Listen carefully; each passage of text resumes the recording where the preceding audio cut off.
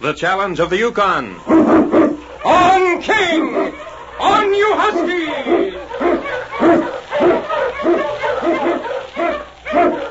King, the swiftest, strongest of Eskimo lead dogs, blazes the trail through storm and snow for Sergeant Preston as he meets the challenge of the Yukon.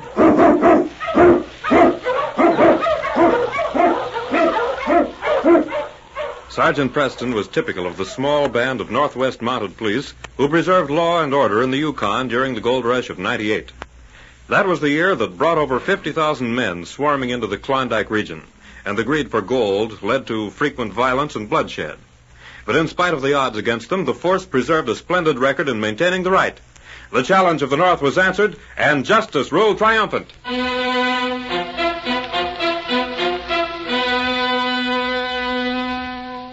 The wind was cold and biting as Sergeant Preston pulled up in front of a small, square building in Ogden City. Ho, King. Ho, you huskies. Hi there, Sergeant Preston. Jack, how are you? Hi. Oh, it sure is good to see you. You gonna be here long? Oh, long enough to look around. Then King and I will be off again. Are you just coming in, or are you leaving? Well, me? Well, I'm staying in town now. At least I will be for the next couple of days. Why, I guess you didn't hear. Hear what? Mr. Fodley. He died last week. Oh, I'm sorry to hear that, Jack. For the last time I saw him, I thought he had a chance to pull through. Yeah, I figured the same way. But it wasn't in the cards, I reckon. Dr. Atkins did all he could for him, but it didn't do much good. The cave-in's a funny thing. You can't tell how much damage is done inside a man. I plan to stop by the cabin in a day or so. Well, I suppose that leaves you in charge of things now. Yes. Oh, I won't be in town long. I'm planning to get back to the cabin in about 3 days. But I sure am glad I bumped into you. How's King, huh? What's wrong with him? I never saw him act like that. I know. Say, it's those people coming this way. Couldn't be. King. Hey, look out! Hey, what the? King, down. Down, King. Dogs don't usually like me, but I never had one go for me like that. Oh, he must be mad. I'm sure he'd have jumped on you if that man... That's your dog? Well, no, Dog is mine. And I assure you he's never done a thing like this before. I'm sorry it happened. Yeah, so am I. He sure is a powerful-looking animal. Next time I see him, I'm going to be carrying a gun. King's never out of my sight, Mr. Coleman. Well, I'm sure it won't happen again. Quiet, King. Sergeant, I'll be shoving along. I guess I'll see you again before you leave. All right, Jack. Just a minute. You're Jack Travers, aren't you? Yes? We were just coming to see you, Mr. Travers. See me? You're strangers in these parts, aren't you? You might say so, yes. As a matter of fact, I'm glad there's an officer of the law here. What's wrong? Nothing's wrong, exactly. It's just that I have some news for you that might not be very welcome.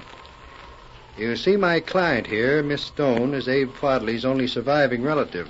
Relative? I didn't know he had any living relative. And this will I have shows that Mr. Fodley left his mine and all his possessions to Miss Stone. May I see the will, Mr. Coleman? Yes, certainly. Ooh, this is kind of a surprise. I didn't hear him say anything about any will. I knew you'd be disappointed, Mr. Travers. But you see, that's the way he wanted it. A secret. Mr. Travers, well, there isn't much to say, really. You stood by my uncle, I understand, when he was all alone and needed help. I appreciate it. And you needn't think Oh, that's that... all right, ma'am. He was mighty good to me, and I thought an awful lot of him. Well, I guess there's nothing much to do but wish you luck with the Mary Jane mine. I'll say this much. You got the richest stake in the Yukon. Oh, but I won't let you go off with nothing, Mr. Travers. I've told Mr. Coleman to set you up with a grub stake. Yes, you'll be taken care of, son, even if the old man didn't mention you in the will. I'm not looking for any charity. Now, wait a minute, Jack. Don't feel that way about it. I think you should accept Miss Stone's offer. After all, it's a gesture of appreciation. Yes, that's the way I meant it. I wasn't thinking of charity at all. I don't... If you say so, Sergeant. I do. I think it would be a good thing for you. Well, thank you, ma'am. I'll take you up on your offer, then. Fine. Glad you feel that way about it. Now we'll be on our way. We have to stop at the courthouse with the will. Goodbye, Sergeant. And don't forget, Mr. Travers, I meant what I said about that stake. Goodbye, ma'am. Goodbye. Goodbye. Goodbye, Mr. Coleman. Jack, I suppose you're disappointed. Well, who knows? Maybe I'll bump into another streak of luck with this grub stake. Where are you heading for? I was just going in the Washoe Cafe here. It's been a long time since I've seen Red and Pete. Oh, I might as well go in with you, if you don't mind. Oh, not at all.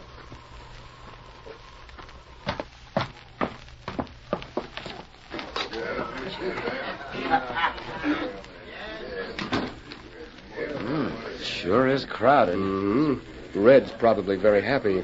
Business is good. Oh, there he is. Let's go over.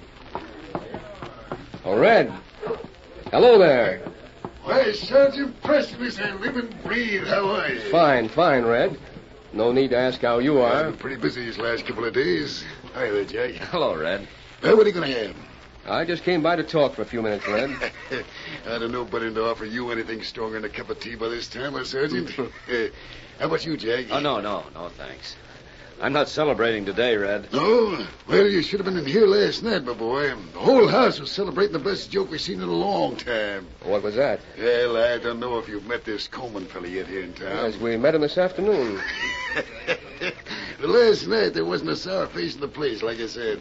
Unless it was Coleman himself. Well, tell us what happened, Red.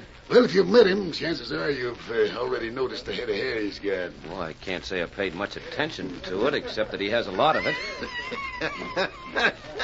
That's the way it looked to everybody till the arguments started.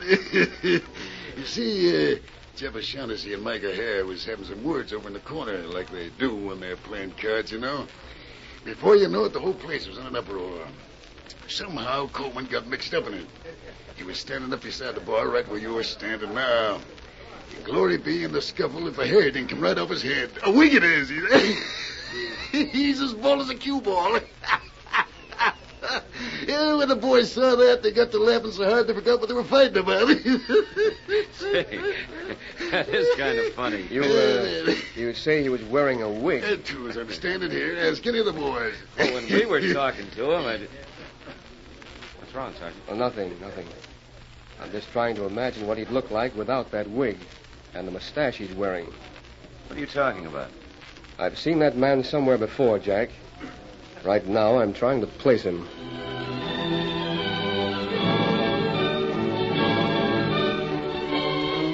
Later that day, as Ben Coleman walked down Main Street with the short, uneven step of one who's never grown used to walking in the snow, he heard footsteps coming up behind him.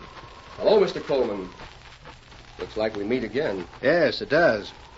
I see your dog's a bit more quiet this time. You know, dogs don't often jump on men.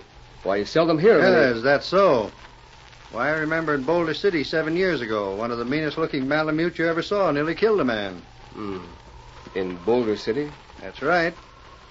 I saw it myself. So that's it, huh? Boulder City, 7 years ago. I begin to remember now. It was in Boulder City that a bald-headed man kicked you, King. A confidence man who disappeared suddenly.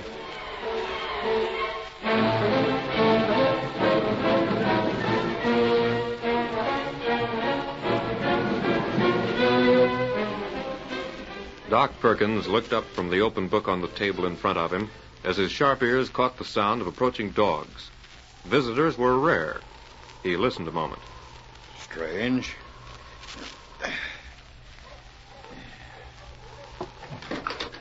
Glory be. Oh, King. Oh, you husky. Sergeant Preston, is anything wrong? Yes. Yes, Doc, there is. Well, come inside, man, and rest yourself. Only for a minute, Doc. Well, how far have you come? Can I get anything for you? Are you hurt? No thanks, and I'm not hurt. King and I left Ogden City about noon, and I've come to ask you to go back with me. Well, I don't know what this is all about, but whatever you say is all right with me. I'll get my Mackinaw. Hey, I guess you heard about poor old Abe Podley. Yes, I was talking to Jack. It's too bad. these cave-ins. Once a man's pinned beneath rocks the size we pulled off of him, you can expect anything. Yeah. I'm ready whenever you are, Sergeant. Good. We have no time to waste. I'll explain to you as we ride. Get the dogs up, King. On, King! On, you husky!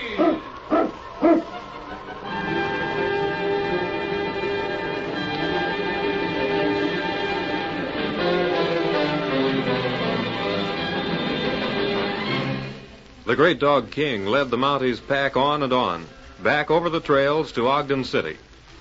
In the small settlement, the clock in the courtroom showed 12 noon, the hour to probate the last will and testament of Abraham Fodley. Jack Travers had slipped to the back of the room, drawn by curiosity and a nameless loyalty to the old man he'd befriended. The circuit judge looked at the woman named in the will as the niece of the deceased. I guess you know the Mary Jane's one of the richest mines in the north. Yes, sir. I'd heard Uncle Abe had a fine place. And you say he asked you to draw up this will. That's right. A short time before the accident, I stopped in to see him and drew up the will. I told him I'd stop back later for him to sign it. That's how it happened to be in your keeping. Yes. Well, I see no reason why this will should... Just a minute, Judge. Sergeant Preston, what is I it? believe you're about to accept the will Mr. Coleman has presented on behalf of Miss Stone. You believe rightly, sir. I'd like to ask Mr. Coleman a few questions. I don't see what this man has to do with the Coleman, will. If the sergeant has any questions about the will, they better be settled now. Go ahead. Mr. Coleman, did Abe Fodley sign this will himself? Yes, he did. That's Mr. Fodley's signature, as you can see. You witnessed him signing the will? I did. But I don't see what Judge, what's the date on that will? 17th of January. Did he sign the will on the 17th of January? Yes, he did. Now, if that's all, I'd I'd like like all, to... Mr. Coleman. Judge, there was a cave-in at the Mary Jane mine on the 12th. In that cave-in, Abe's hands were so badly crushed he couldn't even hold a glass of water, much less a pen. For 5 days before the 17th of January, and until his death 4 days later, it would have been impossible for him to sign anything. That's a lie. Jack Travers can tell you, Judge, that Doc Perkins took care of Abe after the cave-in. The Doc is right here now, and he can tell you that what I've said is true. That's right, Judge. Abe's hands were in such bad shape that even if he'd lived, he never could have held a pick again. I had both of them so bandaged up, but then it didn't do much good. He couldn't use his fingers anyway. You have anything to say, Mr. Coleman? You'd better say it now. Before he starts saying anything, he might as well think of an explanation for the disappearance of Benjamin Cole, confidence man in Boulder City 7 years ago. He wasn't seen again till he turned up in Ogden City as Ben Coleman. No, that isn't true. I didn't know anything about this. He came to me with the story of the mine and said if I'd turn it over to him, he'd take care of it for me. He would have taken care of it all right, Miss Stone, but for himself. You're under arrest for fraud and forgery, Coleman. And as for the mine, it's up to the court to decide about that. Well, since everyone in town knows young Travers worked the mine right along with Abe Fodley, the court turns the mine over to him. Come on, Coleman. This is one scrape you won't get out of. When King growled at you, I knew he had a reason. But I couldn't figure out what it was till I heard about that wig of yours. Then Boulder City and Benjamin Cole. They all tied up. And I remembered Abe's hands. When I first saw the will, I didn't think of them. It did seem strange Abe would sign away the mine so soon before his death. When all these other things added up, and King remembering you as he did, I knew there was something wrong. You'll have a long time to think it over. In jail. Yes, King, the case is closed.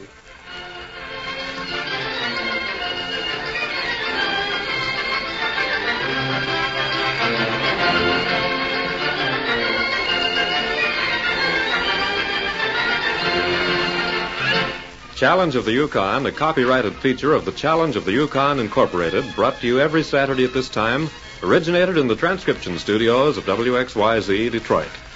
The characters and events in tonight's drama were fictitious. Bill Morgan speaking. This is the Michigan Radio Network.